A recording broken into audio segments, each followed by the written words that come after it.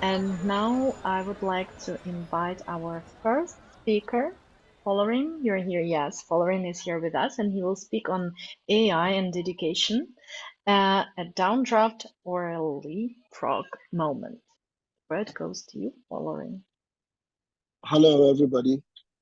Line, I hope you can still hear me. Okay. We can hear you well. Okay. I'm going to be talking mostly about transferable education within the African context. First of all, this is pretty much an elite experience. There's very little internet penetration in the rural communities, and AI is essentially an internet-based phenomenon as far as transfer and utility within education is concerned. So first, I'm going to give you some statistics.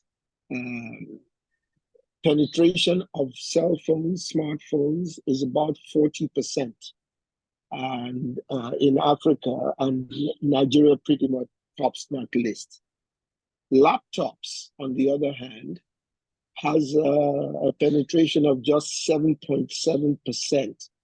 It's a little higher within tertiary education institutions, but the average 30% of students have access to computers and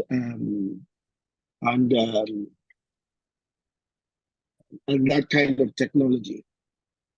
Nigeria, which I'll be referring to mostly because that's where I have much of my experience, essentially tops the list within Africa, within sub-Saharan Africa. South Africa is a little ahead in tech, but for instance, literacy rates is between 31 and 67%. Nigeria topping that cohort. And roughly 2 million people are in tertiary education in Nigeria. That is 1% of the population. The population here is about 200 million, and by the year 2050, we expect Nigeria alone to have 400 million people, and Africa in total maybe maybe a billion plus.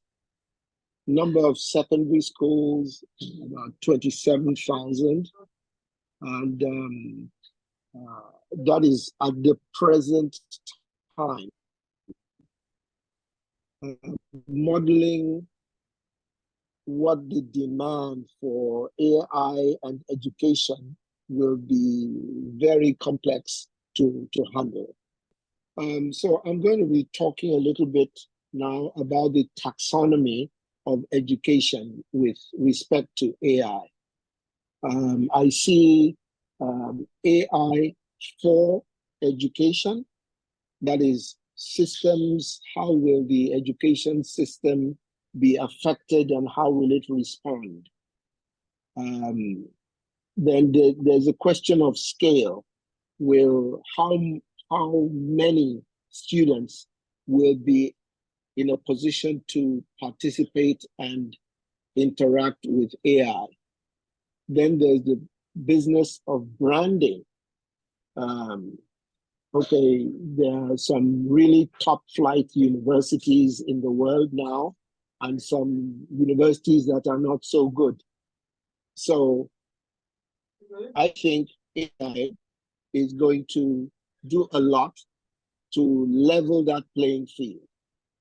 You will be able to, in future, in the world of AI for education, you'll be able to get a Harvard education just staying in Nigeria. Then there is AI in education. And that is, we're talking about content and how it will respond to the dictates of the AI, and how local capacity will respond to robo teachers, for instance, and courses tailored by AI. Then finally, there'll be education for AI. How will the African student be prepared for a world in which his teacher is mostly now going to be a robot? African students, I think the effect of this, part of the effect, will be that there'll be those who get the benefit of AI will be more globally competitive. And but there's a downside to that, in that it will encourage the export of educated manpower from Africa to the rest of the world. We're already seeing quite a bit of that happening. Now, I want to talk about some of the challenges that this introduction of this technology will present. We have a problem of access to computers in Africa and in Nigeria. We have a problem of high-speed broadband, which will be necessary for this purpose. And then we have a problem of finance, which derives directly from the first two. For instance, if you are going to provide 500,000 laptops, and that's just 1 in 4 students, right now, the cost to the country will be roughly $100 million. $100 million is twice the education budget, the capital budget for the country as it stands now. So there's that problem to overcome. And then there's a question of the impact of AI on education. Now, physical sciences will not suffer much. There won't be that much change within content.